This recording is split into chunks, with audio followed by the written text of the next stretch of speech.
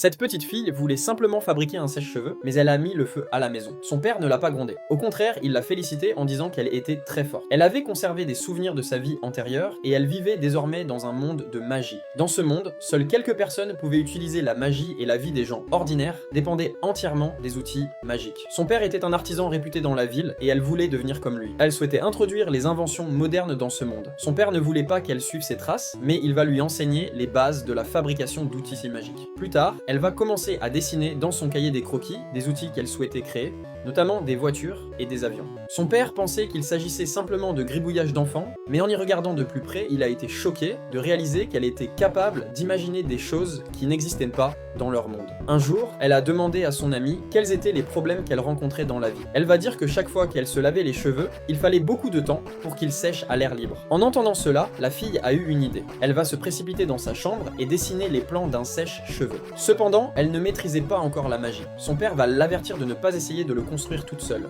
Mais elle ne va pas écouter, et ensuite il va se passer quelque chose de choquant.